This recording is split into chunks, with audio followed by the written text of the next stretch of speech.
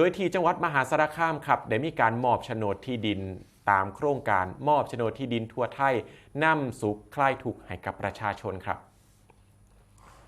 นายวิบูลย์แววบัณฑิตครับผู้ว่าราชการจังหวัดมหาสารคามได้เป็นประธานในพิธีมอบโฉนดที่ดินตามโครงการมอบโฉนดที่ดินทั่วไทยนำสุขคลายทุกข์ให้ประชาชนซึ่งก็มีนายโกศลพ้นโยธาเจ้าพนักงานที่ดินจังหวัดมหาสารคามนายอำเภอหน้าเสือครับผู้บริหารองค์กรปกครองส่วนท้องถิ่นกำนันผู้ใหญ่บ้านพี่น้องประชาชนและหน่วยงานที่เกี่ยวข้องร่วมกันนะครับในพิธีมอบโฉนดที่ดินเพิ่งจัดขึ้นนะครับอยู่ที่หอประชุมที่ว่าการอำเภอหน้าเสือกจังหวัดมหาสารคามโดยกรมที่ดินเนี่ยนะครับได้มีการจัดทำโครงการมอบโฉนดที่ดินทั่วไทยนำสุขคลายทุกข์ให้ประชาชนเพื่อดำเนินการสำรวจรังวัดเฮ็ดแผนที่เพื่อออกโฉนดที่ดิน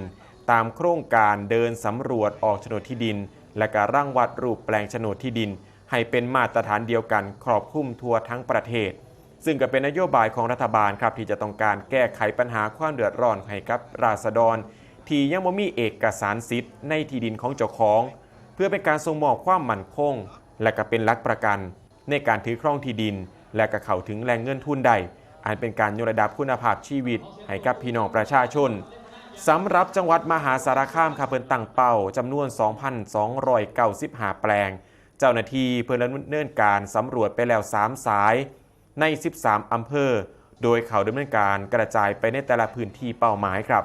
สำหรับการมอบโฉนดที่ดินในเทื่อนี้ครับเป็นการออกโฉนดที่ดินจำนวน147แปลงในพื้นที่ของตำบลเขาไร่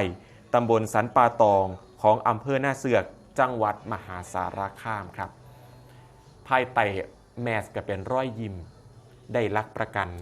ให้กับครอบครัวต่อยอดเรื่องของความมั่นคงในการใส่ที่อยู่ทำกินนั่นเองครับ